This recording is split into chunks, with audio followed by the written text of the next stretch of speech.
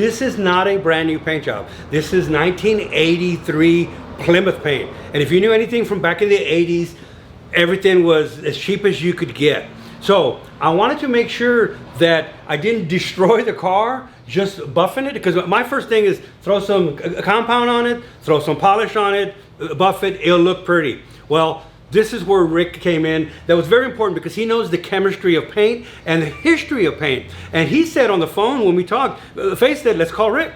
So he called him up, and right off the bat he goes, it probably has lacquer paint on it. And I'm like, lacquer? I knew lacquer back in the 60s, you know, Corvair used to do lacquer, but in the 80s, he said, yeah, not only that, it might not have primer underneath it. He said, you're right on board, you gotta be real careful with it.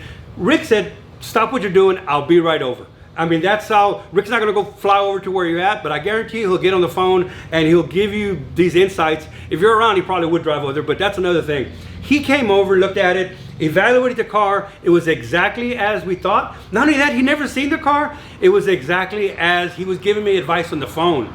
You got to be real careful with this paint. It's not very thick. A lot of times they didn't even put primer on the car. As we put it up on the lift and started looking at the car, they didn't even paint the car all the way through from the bottom up. It's painted from the top down. So if you're trying to restore a car and preserve the car, call Rick first, because you might do more damage right off the bat. And looking at this car, we just took it to New York for an auto show, and a lot of people thought it was repainted. This is the factory paint. So amazing. If you're gonna do paint stuff, the paint spot is the place to be, because really he cared more about, no, don't touch the paint yet, let me look at it. And it was a good thing we did. And this is what you get when you partner up with people that know what they're doing.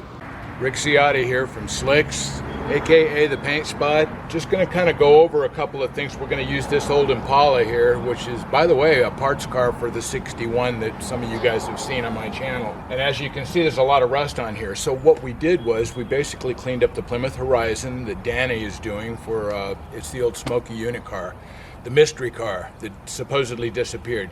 We had to get it cleaned up. It had to go to New York. You guys probably know a little bit about that already. I'm just going to kind of show you with this car what I did to that car. So we've got some Ospo here. It's in a squirt bottle here. Got some Ivory liquid dish soap. If you guys don't use that, you need to use that. And a bucket of water there with a little bit of Ivory in here. So I've already done one spot, so I know this is going to work.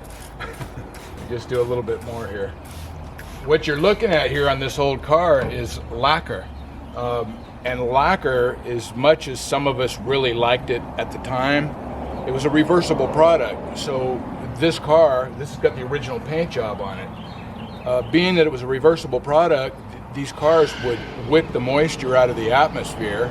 It would go through the lacquer down to the metal of the car, start the rust process, and then show itself back through the paint. So what you're going to see is an example of that. Now, what the Ospo will do, it won't hurt the paint. The Scotch-Brite's probably going to hurt it more than anything else, but it'll go after that rust.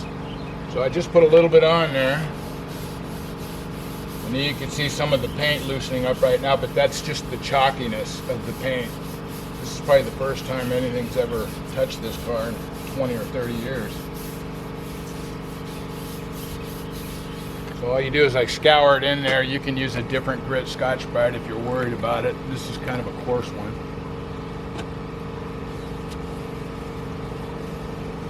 Okay, now what you'll see right now, the car originally looked yellow, but it was originally an ermine white paint job on here, and so look at how white the paint got. And what you're looking at right here is the lacquer primer, the red oxide primer sealer that's underneath the paint job. No signs of rust. It just happened like that. It's magic, right? First of all, they put a sealer over the top of this, or an E-coat, and then they put a sealer on it. And no, they didn't use any primer. They painted over that. And that's what I thought. That was exposed to a lot of the moisture and the elements and whatnot. And then being in Daytona Beach, Florida, and then being stored for... Oh, there you go. And then when it left Smokey shop, it went a few blocks away or something, right there for forever. And they just weren't meant to last. No, they weren't.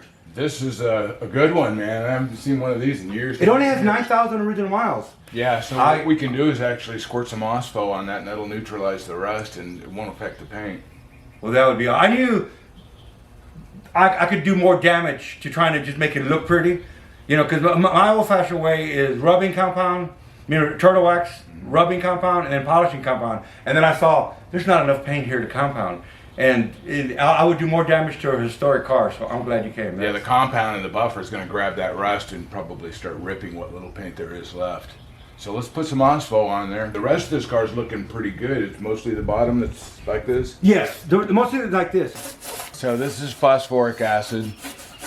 The household name that everybody likes out here in Texas is OSPO. All right, so now you're just neutralizing with water, or just yeah. I mean, not neutralizing with phosphoric acid. And you can see it's a lot more gray than it was. There's still some rust in there. Sometimes you got to repeat the process a few times. We don't want to scrub on it too much. You got to kind of scour it in with Scotch-Brite. Since that is abrasive, that will take a toll on things. So Yep. it's easy. And then you just lightly scour it in. That busts some of that stuff off. Neutralize it, dry it off, and then put another application on there. And that's what you're seeing there. Afterwards, you're going to have some places that are raw metal because obviously the rust is taking a toll. I can see the nice brand new metal underneath there. Yeah, So but you put some wax over it and that'll protect it. okay. Just can actually see the original metal Yep. again. Yep, it's taking the Man, it rust was right just- down. It was just so thin.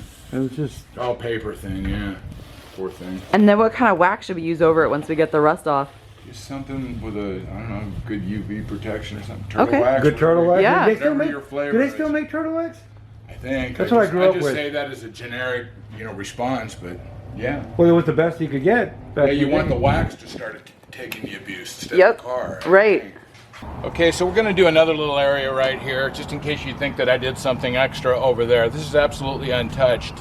And I got to say, the reason that you would probably want to do something like this is if you get one of these old cars out of the field and you kind of want to keep the patina, that's kind of a fancy word for rust, that's when you'd want to do this. Like I said, this is historic, so I wanted to save it, but I didn't want to ruin the car. We're not going to repaint the car for many reasons. Because they're only original once. I'm just kind of scrubbing it in there a little bit, and I'm not pushing down very hard at all. So you don't probably want to leave this on any longer than you have to. Just let it do its thing and get it off the car. And then, because everything's going to be opened up to the elements after you do this for the first time in so many years, you're probably going to want to put a good paste wax over it. And that paste wax will seal it off. And it'll eventually start taking the abuse where the poor paint job was taking it before. All right, so what I'm washing it off with is the Ivory liquid dish soap and water. Water by itself would neutralize it, but the Ivory liquid dish soap cleans so well, and there's nothing in it to cause any kind of contamination like some of the other stuff. I don't want to mention any names, but Dawn comes to mind. Okay, so y'all stay tuned for some upcoming stuff. I think what I'm gonna be doing first is I'm gonna show you guys how to let a spray gun, any kind of spray gun, doesn't matter if it's a siphon feed or a gravity feed, an old one, a new one, a Japanese, American, a German gun, doesn't matter what the brand name is.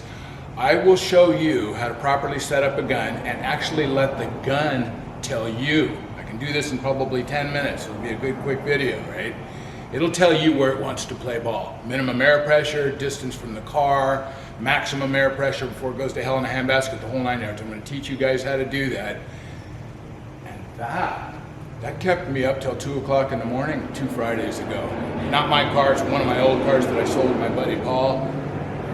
It's all him. He worked hard, and he was an amateur. He'd never done body paint in his life. So stay tuned for that. See ya.